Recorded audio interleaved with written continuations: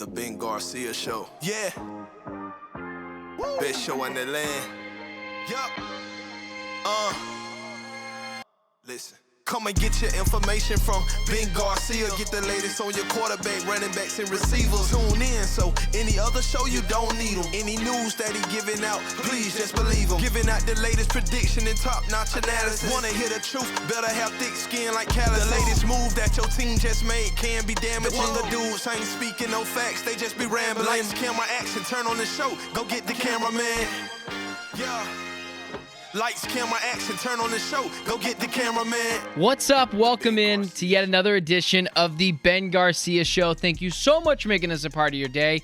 Whether you're listening on Spotify, Apple Podcasts for free on the iHeartRadio app, or again, you're that person that's listening to us on YouTube, watching us on YouTube. I appreciate it. We just ask that you subscribe, like, comment. Tell me the thing you hate the most about me. I think that'd be kind of funny. Tell me what rant, what take I had that was just awful. Either way, it is great to have you in. We have an awesome, jam-packed show for you guys today. We're going to talk a little bit what happened with Caleb Williams over the weekend, losing to Washington, and Michael Penix Jr. We're going to talk some Dolphins and how they kind of remind me of a certain university in California. We'll get to that as well later on in the show. And Lamar Jackson and the Ravens continue to roll. I might take a victory lap. We'll see. It's only week 9, week 10 in the NFL season. Maybe not time for victory laps quite yet.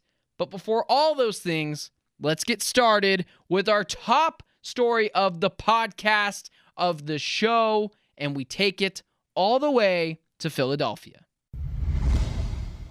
Well, nothing in this game really came as a shock to me. I know, surprise, surprise. Cowboy hater Ben just is coming on the show to take a victory lap because he told you that the Philadelphia Eagles would beat the Dallas Cowboys. No, I'm not going to do that. I could rain all over the Dallas Cowboys fan base parade, but I won't do that. It's week 9. Although the division is pretty much all but wrapped up, the Philadelphia Eagles are just the better team.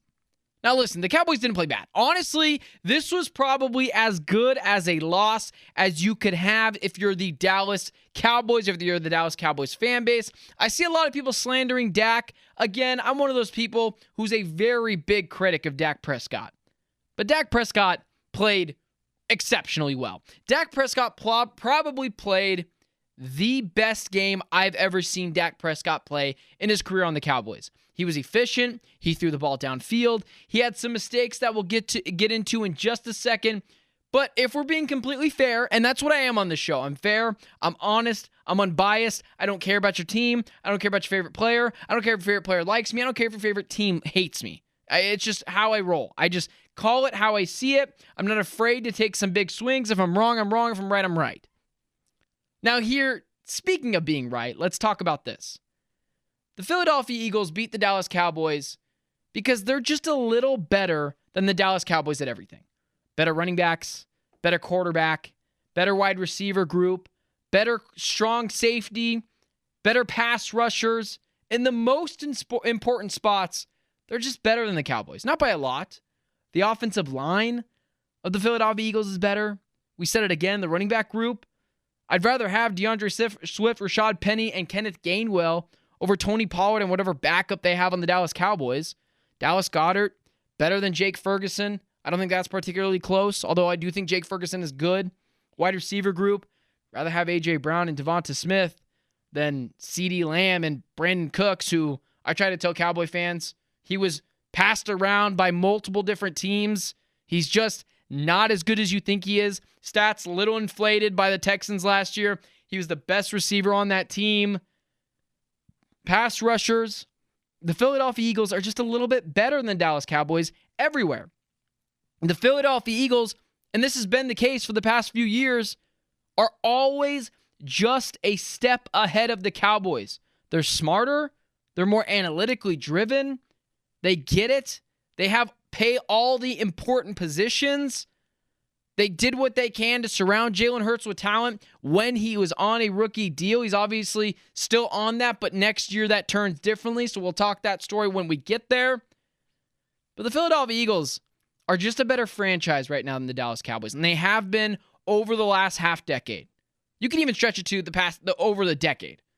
The Dallas Cowboys continuously fumble the same way each season. It's the same thing with the Cowboys.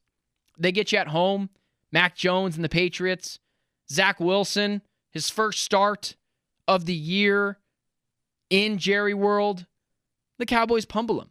The Cowboys pummel bad teams better than anyone else in the NFL. Very similar to the Buffalo Bills. Buffalo Bills will run you out of town if you're not ready to play. When the Dallas Cowboys see a good team, or in this case, a really good team in the Philadelphia Eagles, they're just not prepared. They're just a step behind, just a tick slow. And in every important position, the Philadelphia Eagles are just better. Jalen Hurts is better than Dak Prescott. Dallas Goedert's better than Jake Ferguson. Devonta Smith, A.J. Brown. That collective group is better than CeeDee Lamb and Brandon Cooks. I mean, listen, I know a lot of people don't love the secondary of the Eagles, but James Bradbury and Darius Slay, I take that over just Stephon Gilmore right now. The pass rushers of the Eagles, just better. Mike McCarthy's not a better coach than Nick Sirianni. I'm sorry, he's not. If Nick Sirianni had Aaron Rodgers, he'd have a Super Bowl too. But he doesn't have a top 5 generational talent of our lifetime. The Dallas Cowboys lost simply because they weren't as prepared as the Eagles were in exceptional spots in which they needed to make a play. The Dallas Cowboys did Dallas Cowboys things. I'm not blaming Dak Prescott for losing, but stepping out of bounds in the 2-point conversion kind of just feels Dallas Cowboys. Getting a penalty on the final possession of the game kind of feels Dallas Cowboys. Taking 2 sacks, knocking you out of really a chance to win the game, feels Dallas Cowboys. And then Dak Prescott not throwing the ball into the end zone on the last play of the game. I mean, what is that? I understand you're trying to get the ball to CeeDee Lamb. And again, I'm not blaming Dak Prescott for the game. He played exceptionally well. But at least give your team a chance to win. The Eagles fumbled 3 times in this game. The Dallas Cowboys, if they pick up one of those, should probably win. And then, again, not to pick on Dak Prescott, on that second to last possession, 4th and 10, 4th and 8, Jake Ferguson is streaking down the middle of the field for a touchdown. Forces the ball to the sideline, was looking for CeeDee Lamb, quickly panicked, found someone else, chucked it at him. Boom. Game over from that possession. And then you just don't get a lot of possessions in the NFL. It's a game of inches. And the Eagles just seem to be inches ahead of the Cowboys. And I see a lot of this. Well, the referees are what screwed us. It wasn't our own doing. It wasn't the fact that the Eagles were just better and always just a step ahead of the Cowboys. It was the officiating that is the reason we lost that game. No, it's not. Each team had 10 penalties. The Eagles had more penalty yards gained. The Eagles didn't have a referee go sack you twice on the final possession of the game. The referee didn't cause a penalty to pull you back further on the last possession of the game. Stop blaming the officiating. I promise you, if the NFL could just hand select a team to be in the Super Bowl every year, they would pick the Dallas Cowboys from a rating standpoint. Blaming the officials is loser talk. It's what fans do when they don't want to hold their team accountable. They blame officiating. The Philadelphia Eagles are just better. They're the team to beat in the NFC still. And they'll always be until the Cowboys give me a reasoning not to believe so. The Philadelphia Eagles will always be inches, a foot, or a play ahead of the Cowboys. The Philadelphia Eagles are just better. Okay, I'm just going to come out and say it. I'm going to say what everyone else won't say. Caleb Williams crying while the game is going on in his mother's arms is just weird to me. I don't mean to say Caleb Williams needs to just man up. That's not what I'm saying. Let me just preface it with this. There's nothing wrong with crying. There's nothing wrong with being emotional. I'm okay with all that. I'm not this toxic masculinity guy that doesn't think that you should never cry. That is not the way anyone should be raised. It's okay to release emotion. It's not what I'm saying. There's nothing wrong with that. This isn't one of those guys that's going to say, oh, he paints his fingernails. I couldn't care less what Caleb Williams does in his free time with his fingernails. But let me just say this. There's nothing wrong with crying, but there's a time and a place for it.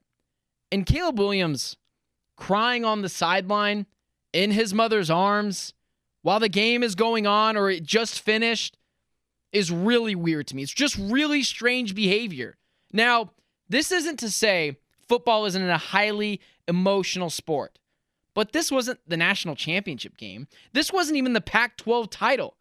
USC season ended a couple of weeks ago when they got their second loss of the season. No team, no committee was going to put USC in the college football playoff if they got only 2 losses. No team, no committee was going to put USC in the college football playoff national championship.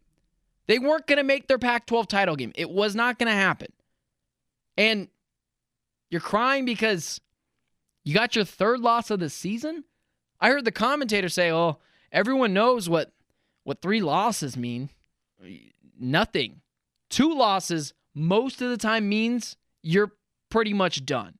And in USC and Caleb Williams' case, with a defense that can't stop a nosebleed, they were done. And so people defending Caleb Williams like, oh, there's nothing like a mother's touch. Oh, look at this emotion that this young man is showing. He cares so much. You can care a lot about the game, but also still be the strong leader that your team needs. Maybe I just don't get it. Maybe I'm a jerk, and maybe I'm picking on the kid. I don't mean to. But in the NFL, Patrick Mahomes is not crying when he loses his 4th game of the season.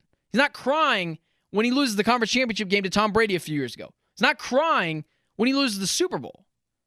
I get guys being emotional, being teary-eyed. That's fine. But they're not full on in the stands holding their significant other or their mom and bawling. And in those cases, I get it. But in this one, I just don't get it. This is a Week 10 game in college football in which they were virtually all but eliminated already from any significance this season of winning a championship, of being in the Pac-12 title game. So people will say to me, you're just saying this to pick on Caleb. No, you're the quarterback.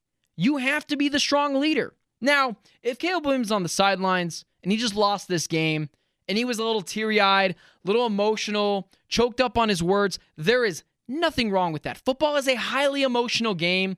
You leave it all out on the field. You're risking your body, especially in college football where a lot of these kids aren't getting paid. I know NIL is a thing, but a lot of these kids aren't getting paid. That's not the case in Caleb Williams' case. But still, it's just very strange behavior to me. It's just very, very weird. Again, maybe I'm being a jerk. But personally, I thought this was a bad look for Caleb Williams. Because in the first time that he faced adversity, he cried. He went into the stands, hugged his mother, and thankfully his mother covered his face because Lord only knows what people on the internet were going to do with that. But he's sobbing, kind of uncontrollably, over a Week 10 loss in college football, again, in which there was pretty much no significance at stake for USC. They were not getting into the Pac-12 title game. They were not getting into the college football playoff. You know, this is just very weird. Instead of Caleb Williams going up to the podium and being the strong leader for USC football and saying, you know what? It's on me. We have to be better. Credit to Washington. But we will have to try to get him next time. Instead, he said he wants to sit in front of his TV, cuddle with his dog, and watch shows. There's nothing wrong with doing that. The dude can sit on the couch for hours and watch Friends all day long. But if your plane is going down, do you want your pilot freaking out? Or do you want your pilot staying calm, staying composed, and trying to figure out how we get out of this mess? Similarly, that if you are on a boat Wouldn't you want your captain, if it's slowly going down, to be the calmest, coolest head on the boat? As soon as your leader starts to freak out and sob uncontrollably, you best believe everyone else is man overboard. It's not good. It's not a good look for your leader. You can care a ton about the game, but not sob uncontrollably over a game that really didn't have a lot of significance. This defense, again, not Caleb Williams' fault. They didn't lose because of Caleb Williams. Caleb Williams has been winning in spite of his defense. Yeah, he had a couple of games where he wasn't so great. The Notre Dame game comes to mind, but just not a great look. I tried to look at this at a ton of different angles and be like, you know what? It's emotional, but I just don't get it. I genuinely do believe that you can't do that. You lose the locker room. People start to freak out because they're like, well, if Caleb Williams, the presumed number 1 overall pick in the draft, is freaking out, we're done. We're doomed. I mean, that's the guy that's supposed to save us. I don't know. It's not normal behavior. It's not normal behavior. But he's young, and as he gets older, maybe he will come into his own. Maybe he matures a little bit more and he realizes he can't do that. It's not a complete exile of Caleb Williams. I'm not out on Caleb Williams. He's a generational talent. But what happened on Saturday, crying uncontrollably to your mother in a game that really didn't have much significance, they already had 2 losses. It was a long shot to get in to begin with. It's just very strange, very weird behavior to me. Let's just call it what it is. I misjudged the Miami Dolphins. The Miami Dolphins, I fell into it. I think a lot of people really just fell in love with the style of offense that they were doing. The track meet style offense. It was hard for teams to keep up with them. Tyreek Hill, Jalen Waddle, Raheem Mostert, all guys, these are sub for sure. 4.3 40 guys. Tyreek Hill, easily a 4.2 guy. Jalen Waddle, probably a 4.2 guy. Raheem Mostert, later on in his career, probably a 4.3 4.4 guy. Still easily a track meet offense of a team. Tua Tagovailoa was slinging it. I was one of those people, I was like, is Tua better than Justin Herbert? And then, of course, that came to be really stupid, and I probably have egg all over my face, but that's the beauty of sports media and having opinions. I'm allowed to change my opinion. Tua Tagovailoa is just an average quarterback. I don't think Tua is a top 10 quarterback. I mean, he looks like he is just under duress all the time. The offensive line is not doing him any favors, and it just seems like everything is harder for Tua when he plays a team similarly to like Dak Prescott, right? When they play really good teams, they just struggle. These teams with good head coaches, with good defenses, they take away the big explosive plays, make you do everything underneath, over the middle, and it's got to be quick. It's got to be fast. Teams are bringing the house on them, and it just looks completely different. I mean, if there's one stat that really shows exactly what the Miami Dolphins are right now, 0-3 against winning teams, 6-0 versus losing teams. It's teams like Kansas City, like Philly, like San Francisco, or the Bengals, where they can just slow everything down for the Miami Dolphins, make it that much more difficult for them to run their offense. And it's just tough. It's just tough. I mean, what do you expect Miami Dolphins to do now? I'm sure they'll get into the playoffs. They're not a Super Bowl winning team. They're just not a Super Bowl contender. I know people will say, well, what are you talking about? Of course they're a Super Bowl contender. And when it gets in the playoffs, sure. I wouldn't bet my money that the Miami Dolphins are going to go to the Super Bowl this year. I wouldn't bet my money if they're going to be in Las Vegas this year hoisting a Lombardi trophy. They're missing guys like A-Chain, the rookie that was absolutely tearing it up for the few weeks in the NFL season, was one of the best rookies. He hurts his knee. He's out for a couple of weeks. The run game takes a little bit of a hit there. The offensive line, not as good as we thought. It's one of those finesse track meet teams that, again, teams like Kansas City, San Francisco, the Bengals, the Eagles, tighten things up, make you take everything underneath, play you really physical, and then you can just really move them around. I mean, there's just not much pizzazz anymore with the Miami Dolphins. If you can contain the big plays that Miami is consistently running, there's a really, really good chance that you can beat the Finns. And at this point, I'm not blaming Mike McDaniel. What Mike McDaniel does, he continues to put guys in good positions to score, puts them in the best positions to make big plays. This falls on the quarterback. This falls on Tua Tagovailoa. Tua, and I was one of those idiots that said Justin Herbert has Tua Tagovailoa caught up to him or surpassed him. I mean, that is one of the dumbest takes I've ever had. Until things change, Tua Tagovailoa, you can't put him in the top 10 of quarterbacks. Tua is a really good distributor. He's a really good point guard. Rajon Rondo in the NBA is a good comp to what Tua Tagovailoa does now. Gets it to his superstars quickly, but when defenses make him really tighten things up, make him really have to make precise reads over the middle, bring the house, scare him a little bit, force him into bad throws, Tua's just kind of average. Tua now, I mean, at some point in the NFL season, he was like one of the favorites to win the MVP. Tua Tagovailoa is not even close to a favorite for the MVP. Tua's more like a 15 to 16 quarterback. I mean, at this point, I'm a big critic of Dak Prescott.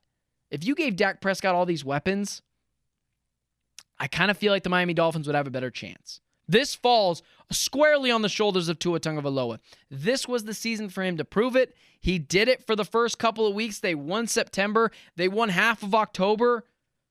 But every time they face a team that is able to really be physical, rough them up, take away the big plays, they're like a pitcher who throws a really good fastball but has no off-speed stuff. Nothing else they can go to. They'll blow you by. Aroldis Chapman is a really good comp. Man, he'll throw the ball 105 miles per hour down the plate.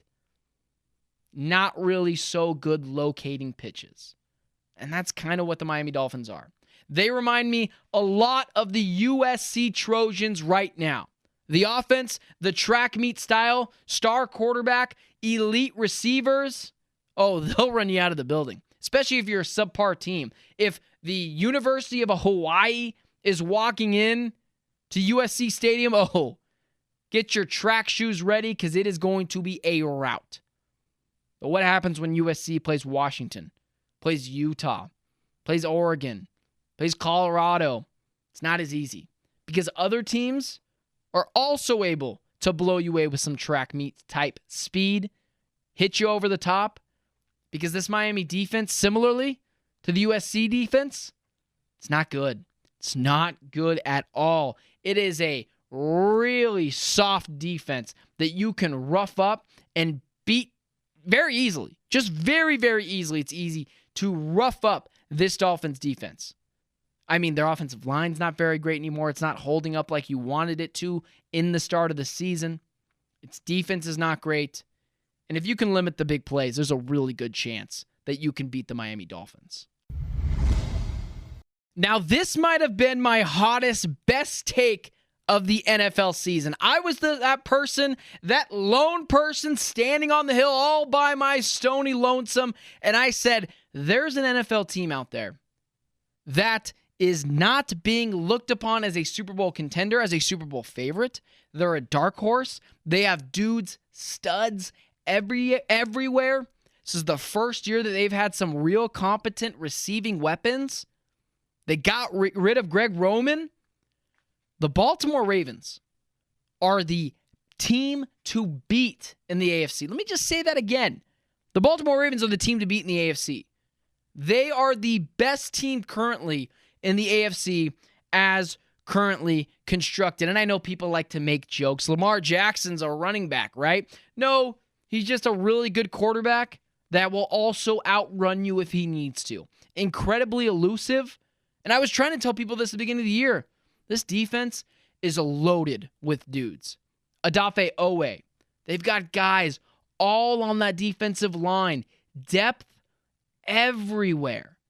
Corners, Marlon Humphrey. He's really good. Kyle Hamilton. He's really good coming into his own in his second year. Players like who else? Oh, I don't know. Roquan Smith. This defense has got studs everywhere. We'll get to Lamar Jackson in just a second. They're beautifully coached by John Harbaugh, one of the most overlooked coaches in the NFL. He's almost like the Kirk Cousins of head coaches. He's incredibly consistent. He's really good, but maybe not as good as an Andy Reid, a Mike McDaniel, a Kyle Shanahan, but still a Super Bowl winning head coach and could win another Super Bowl. He's a great head coach. This system as well in Baltimore, it's just a well-oiled machine. This is a history with a very rich football history in this team. Lamar Jackson, let's get to him. People say, oh, he's a running back, right? Well, no, he's actually pretty accurate too. Tossing the ball at a 71% completion percentage. 9 touchdowns to 3 interceptions. 3 touchdowns to 1 pick. That's pretty freaking good. Zay Flowers looks like a home run pick for the Baltimore Ravens. Odell Beckham Jr. starting to come into his own. He's a good number 2. Number 3 option if you want to include Mark Andrews in that. Still don't have a running back. Doesn't matter. We'll just plug in Keaton Mallory, an undrafted running back, to take us home against teams like the Seattle Seahawks, who will be a playoff team. Gus Edwards, really good at the goal line. Teams need that. Lamar Jackson, right now, is the MVP of the NFL, and I'm not so sure it's particularly close. The Baltimore Ravens are the team to beat in the NFL. Lamar Jackson, right now, is just doing everything better than everything else. He's tossing the ball at an incredibly efficient rate. He still can run it. He is completely unguardable if you're the NFC. 17-1 against the NFC in Lamar Jackson's career. It's basically a free win at this point. There's no really any other quarterback that does that right now. Sure, Patrick Mahomes is awesome.